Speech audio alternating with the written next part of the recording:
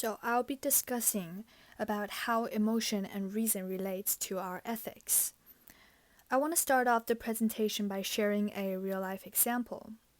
I chose a typical cyber violence case that happened in China about 2 years ago. Basically, a video was posted on Chinese Twitter showing a man choking and hitting a teenager in a swimming pool. The caption of the video is, "Teenager got beaten severely after making physical contact with the man's wife." In the next few days, the video went viral. Thousands of comments flooded the internet scolding the people involved. Both the man and the kid were morally denounced. The man was called a brute and linked with child abuse, and the kid was called a future rapist. As a result, the man's wife committed suicide, the man was left with serious depression, and the child could not normally go to school for years. This draws my attention to the underlying factor of people's moral codes. Why the action in this incident were considered unethical? On what base do people build their ethical standards? And when facing complex circumstances, how do people find balance between their feelings and logical thinking, then make justifiable decisions? This led to my knowledge question. What role does emotion and reason of individuals play in the justification of our ethics? To answer the question, my first knowledge claim is ethics are established based on our emotions, originate from the individual's ability to empathize. Emotion, by scientific definition, is a signal given out by the limbic system of our brain, interpreting the experiences of our physical body. Empathy is one of the very fundamental and significant emotions. It is the feeling of distress in response to perceiving another's plight.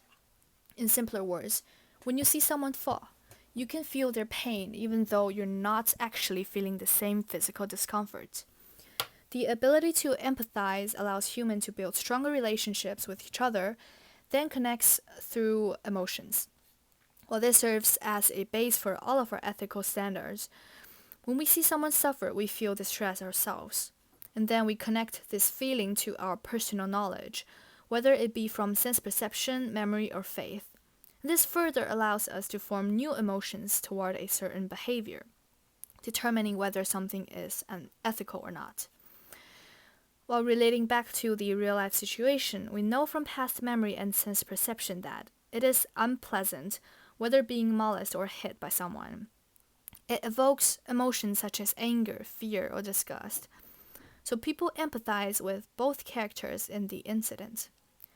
With our empathy serving as a base and background to build our ethics on, people then turn their personal knowledge into a shared knowledge, establishing the society's moral value. From a contractarianism point of view, these moral values form a hypothetical contract agreed by everyone in the society and determines the principle of right and wrong. Nowadays, these shared ethical knowledge appears as a form of laws and regulations. Another example to prove the claim is serial killers and psychopaths. One Netflix documentary recorded the story of infamous murderer Luca Magnotta. Magnotta was first manhunted by animal protection organizations for abusing and killing cats, then was tracked down and arrested by police for a first-degree murder in 2012.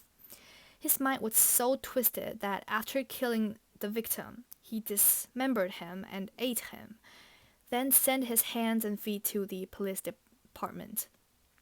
When he was apprehended in Berlin, he was reading news articles about himself at a cafe. Magnotta is definitely a psychopath. Psychopathy is a mental disorder, a condition characterized by low conscientiousness, proneness to hatred and contempt, and most importantly, the absence of empathy and remorse. Brain scan and a research by Dr. Helen Morrison shows that psychopaths often exhibit low orbital cortex activity and an underdeveloped sense of attachment and belonging to the world, which means that they don't empathize with their victims. And this is why they could kill without feeling the society's moral restraint. In conclusion, empathy is the foundation for all society's ethical values. Individuals feel others' emotions and relates these to their personal knowledge, forming a sense of right and wrong based on how they feel. Therefore, with more people feeling the same way towards some behavior, these behaviors started to be considered as unethical or immoral, and then forms the society's ethical standard. My second knowledge claim is that reasoning examines our emotions and impulses, then maximizes the benefits on society. When we face a situation that is destined to cause harm in some forms, we then estimate the different benefits and chose the relatively better one. The utilitarianism perspective backs up this statement. John Stuart Mill, the most famous utilitarian, claims that the point of morality is to maximize the amount of happiness that we produce from every action. In order to determine what is the optimal choice, people commonly implement logics, inductive and deductive thinking to weigh up conflicting statements, opinions, and ideas. An MIT morality test was given out to examine how people make decisions in difficult moral dilemmas. 2 scenarios are presented each time, depicting 2 possible cases of a self-driving car going out of control. The test takers must choose who should live and die in the circumstances. From the result, we can see that the most obvious tendency is choosing the situation that can save the most lives, save the youths, and save the people who have a higher social value. There are reasons behind these choices. For example, the test takers might use the deduction of syllogism in a doctor versus homeless man situation. Their primary premise might be that doctors pay taxes to support the social system and that they can potentially save more lives. And secondary premise be that they should save the people who contributes more to the society. And then they get the conclusion that they should crush into the homeless man and save the doctors. In conclusion, when we face complex situations where all potential consequences are unethical, people use reason to examine their emotions in order to maximize the benefits on society. The counterclaim for this knowledge claim is that when impulses and emotions are strong enough, they can overpower reason. Child logic, according to Dr. Bernard Golden, is a term referring to the circumstance when our logic is controlled and manipulated by our emotion. The most common examples are anger and jealousy. When a person is experiencing extreme anger or rage, they do not have full control of their behavior. Emotions take over and reasoning ability is overpowered. Relating back to the first real-life situation, the people who saw the video felt rage and a moment of impulse.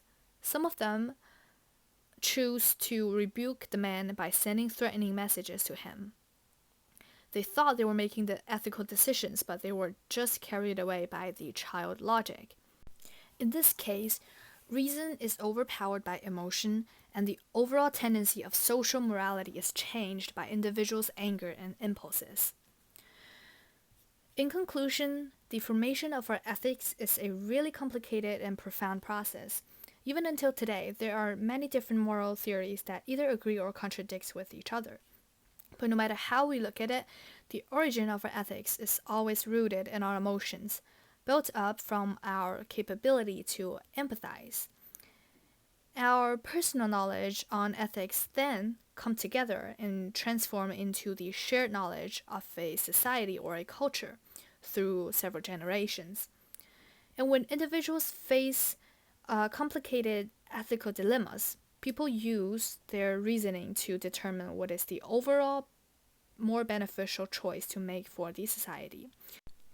The one exception is that when impulses are strong enough, they negatively affect individuals' reasoning ability and cause irrational decisions in regards to people's ethics. And thanks for watching.